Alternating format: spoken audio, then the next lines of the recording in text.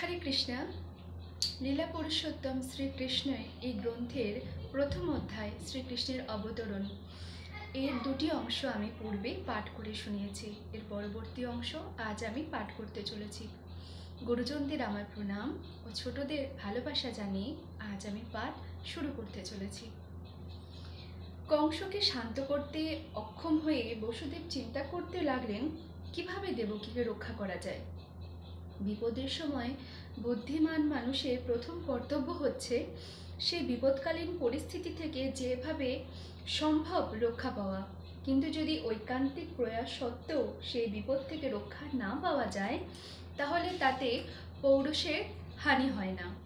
কর্তব্য সম্পাদনে যথাসাধ্য চেষ্টা করা উচিত, কিন্তু সেই চেষ্টা যদি ব্যর্থ হয় তাতে কোনো দোষ নেই। বসুদেব তার পত্নীর বিষয়ে পুনরায় বিবেচনা করলেন। এখন তো আমাকে দেবকীর প্রাণ রক্ষা করতে হবে, তারপর সন্তানদের রক্ষা করার উপায় সম্বন্ধে চিন্তা করা যাবে। তিনি আরও ভাবলেন, ভবিষ্যতে যদি আমার কোনো সন্তান হয় যার হাতে কংসের মৃত্যু, তাহলে দেবকী ও আমার সেই সন্তান উভয়ই অবশ্যই রক্ষা পাবে, কেননা ভগবানের বিধান অবশ্যম্ভাবী। কিন্তু এখন যেভাবেই হোক আমাকে দেবকীর প্রাণ রক্ষা করতে হবে। জীব যে কিভাবে কোন বিশেষ শরীরের সংস্পর্শে আসে সেই সম্বন্ধে কোনো নিশ্চয়তা নেই। যেমন দাবানল যে কখন কোন গাছকে পোড়াবে সে সম্বন্ধে কোনো নিশ্চয়তা নেই। বনে যখন দাবানল জ্বলে তখন দেখা যায় যে অনেক সময় আগুন বায়ুতাড়িত হয়ে কোন গাছকে অতিক্রম করে অন্য গাছে আগুন লাগায়। তেমনি অতি সাবধানে কর্তব্যরত থাকলেও আগামী জন্মে যে কীরকম শরীর লাভ হবে তা জানা অত্যন্ত কঠিন। মহারাজ ভরত অত্যন্ত নিষ্ঠার সঙ্গে আত্মজ্ঞান লাভের প্রচেষ্টা করেছিলেন, কিন্তু ঘটনাক্রমে তিনি একটি হরিণ শিশুর প্রতি স্নেহশীল হয়ে পড়েন এবং তার ফলে পরবর্তী জন্মে তাকে হরিণ রূপে জন্মগ্রহণ করতে হয়। কিভাবে তার পত্নীর প্রাণ রক্ষা করবেন সেই সম্বন্ধে বিবেচনা করে বসুদেব অত্যন্ত সম্মানের সঙ্গে কংসকে সম্বোধন করতে লাগলেন। যদিও কংস ছিল অত্যন্ত পাপিষ্ঠ, কখনো কখনো বসুদেবের মতো ধর্মপরায়ণ মানুষকে কংসের মতো কর্দজ প্রকৃতির মানুষের সঙ্গে চাটুকারিতা করতে হয়। এটা হচ্ছে কূটনীতির পন্থা। অন্তরে অত্যন্ত ভারাক্রান্ত হলেও বাইরে তিনি প্রসন্নতার ভাব প্রদর্শন করলেন। অতি নির্দয় ও নির্লজ্জ কংসকে সম্বোধন করে তাই বসুদেব বললেন, প্রিয় কংস, তুমি বিবেচনা করে দেখো, তোমার ভগ্নীর থেকে কোনো বিপদ আশঙ্কা করার কারণ নেই। তুমি আকাশবাণী শুনে বিপদের আশঙ্কা করছো, কিন্তু সেই বিপদ আসবে তোমার ভগ্নীর পুত্রের থেকে, যার এখনো জন্ম হয়নি। কে জানে, হয়তো ভবিষ্যতে তার কোনো সন্তানই হবে না। এই সমস্ত বিবেচনা করে দেখো, তাহলে দেখবে যে তুমি এখন নিরাপদ, আর তোমার ভগ্নীর কাছ থেকে কোনো বিপদ আশঙ্কা করার কারণ নেই। তার যদি কোনো পুত্র সন্তান হয় তাহলে আমি প্রতিজ্ঞা করছি আমি তোমার হাতে তাদের অর্পণ করব। কংস বসুদেবের প্রতিজ্ঞার মূল্য জানত, তাই তার এই প্রতিশ্রুতিতে সে সম্মত হলো। তখনকার মতো সে ভগ্নী হত্যার মতো জঘন্য কার্য থেকে বিরত হলো। বসুদেব স্বস্তি বোধ করল এবং কংসের এই বিবেচনার প্রশংসা করলেন। তারপর তিনি তার প্রাসাদে ফিরে গেলেন। কিছুদিন পরে বসুদেব এবং দেবকীর একে একে 8টি পুত্র সন্তান হলো এবং একটি কন্যা সন্তান হলো। প্রথমে পুত্রের জন্মের পর প্রতিজ্ঞাবদ্ধ বসুদেব তাকে কংসের কাছে নিয়ে গেছেন। বসুদেবের চরিত্র ছিল অত্যন্ত মহান। তার সত্যনিষ্ঠার জন্য তিনি বিখ্যাত ছিলেন এবং চরম বিপদেও তিনি সত্যভ্রষ্ট হননি। নবজাত শিশুটিকে কংসের হাতে অর্পণ করা তার পক্ষে অত্যন্ত দুঃখদায়ক ছিল, কিন্তু তবুও তিনি ছিলেন প্রতিজ্ঞাবদ্ধ। তাই তিনি কংসের হাতে নবজাত সন্তানটিকে অর্পণ করলেন। সেই শিশুটিকে পেয়ে কংসের অত্যন্ত প্রসন্ন হল, কিন্তু বসুদেবের এই আচরণে কংসের হৃদয়ে বসুদেবের প্রতি একটু করুণার উদয় হলো। এই ঘটনার মাধ্যমে আমরা খুব সুন্দর একটা শিক্ষা পাই। বসুদেবের মতো মহাত্মার পক্ষে তার কর্তব্য সম্পাদন করা একটুও কঠিন নয়। বসুদেবের মতো বিদ্বান ব্যক্তিরা কাউকে কোনো অপবাদ না দিয়ে তাদের কার্য করে যান, আর কংসের মতো পাপীরা জঘন্যতম দুরাচার করতেও দ্বিধাবোধ করেন না। তাই বলা হয় যে সাধু সব রকম বিপদই সহ্য করেন, আর কংসের মতো জঘন্য প্রকৃতির মানুষ কখনো পাপ কাজ করতে একবারও ভাবে না।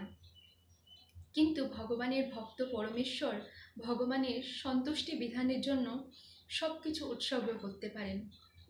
বসুদেবের ব্যবহারে কংস অত্যন্ত প্রসন্ন হল এবং তার এই আচরণে দ্রবীভূত হয়ে বলতে লাগলো, প্রিয় বসুদেব, তোমার এই পুত্রকে নিয়ে আমার কোনো লাভ নেই, কেননা দৈববাণীতে আমি শুনেছি যে তোমার অষ্টম পুত্র আমাকে সংহার করবে।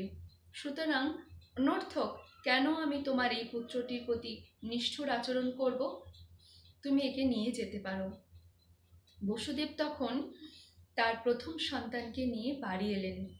কংসের আচরণে যদিও তার হৃদয় অত্যন্ত উৎফুল্ল হয়েছিল, কিন্তু তবুও তিনি তাকে বিশ্বাস করতে পারছিলেন না, কেননা তিনি জানতেন যে কংসের চরিত্র ছিল সম্পূর্ণ অসংযত।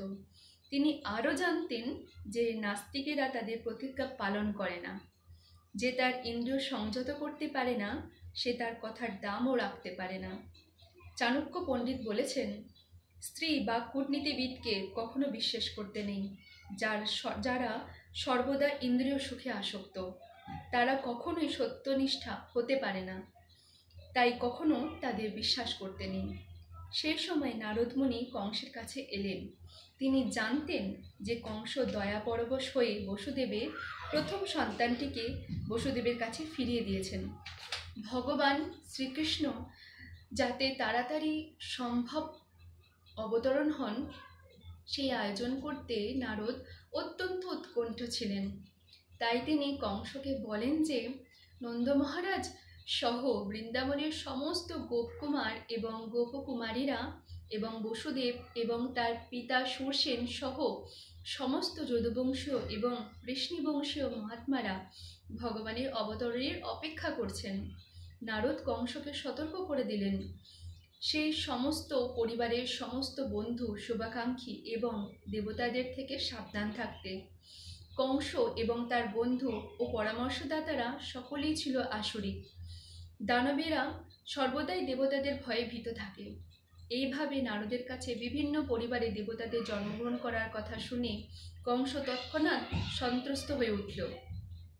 সে বুঝতে পারল যে দেবতারা যেহেতু আবির্ভূত হয়েছেন, ভগবান বিষ্ণু নিশ্চয়ই অচিরেই আবির্ভূত হবেন। তাই তৎক্ষণাৎ তার ভগ্নিপতি বসুদেব এবং দেবকীকে বন্দি করে সে কারারুদ্ধ করল এবং তাদের নবজাত সন্তানটিকে হত্যা করল। কারাগারে শৃঙ্খলাবদ্ধ অবস্থায় বসুদেব এবং দেবকী প্রতি বছর একটি করে পুত্রের জন্ম দিতে লাগলেন, আর কংস তাদের বিষ্ণুর অবতার বলে মনে করে একে একে হত্যা করতে লাগলো। দেবকীর গর্ভের অষ্টম সন্তানের প্রতি কংস বিশেষভাবে ভীত ছিল, কিন্তু নারদের আগমনের পর সে বিবেচনা করল যে কোনো সন্তানই কৃষ্ণ হতে পারে না। তাই দেবকী ও বসুদেবের সবকটি সন্তানকে হত্যা করা শ্রেয় বলে সে মনে করল। কংসের এই আচরণ বুঝতে পারা খুব কঠিন নয়। পৃথিবীর ইতিহাসে বহু রাজ পরিবারে অনেক দৃষ্টান্ত আছে যেখানে নিজের স্বার্থসিদ্ধির জন্য পিতা, ভাই, বন্ধু ও সমস্ত পরিবারকেই হত্যা করা হয়েছে। এতে আশ্চর্য হওয়ার কিছু নেই, কেননা তাদের অভীষ্ট সিদ্ধির জন্য অসুরেরা যাকে ইচ্ছা হত্যা করতে পারে। নারদ কংসকে তার পূর্বজন্মে বৃত্তান্ত শুনিয়েছিলেন। তার কাছে কংস জানতে পেরেছিল যে পূর্বজন্মে সে ছিল কালনেমি নামক এক রাক্ষস এবং বিষ্ণু তাকে সংহার করেছিল। এই জন্মে ভোজবংশে জন্মগ্রহণ করে সে যদুবংশের পরম শত্রু হবে বলে ঠিক করেছিলেন, কেননা কৃষ্ণ যদুবংশে আবির্ভূত হচ্ছিলেন। কংস অত্যন্ত সন্ত্রস্ত ছিল, কেননা পূর্বজন্মের মতো এবারেও কৃষ্ণ তাকে সংহার করবেন। সে প্রথমেই তার পিতা উগ্রসেনকে বন্দী করল, কেননা তিনি ছিলেন যদু, ভোজ এবং অন্ধক বংশের মুখ্য অধিপতি। তারপর সে বসুদেবের পিতা সুরসেনের রাজ্য অধিকার করল। তারপর সে নিজেকে এই সমস্ত রাজ্যের রাজা বলে ঘোষণা করল। এই অংশ এখানেই শেষ করলাম। এর পরবর্তী অংশ আমি পরবর্তী পাঠে পাঠ করে শোনাবো। আশা করছি এইটুকু অংশে আমরা কিছু শিখতে পেরেছি। হরে কৃষ্ণা, রাধে রাধে।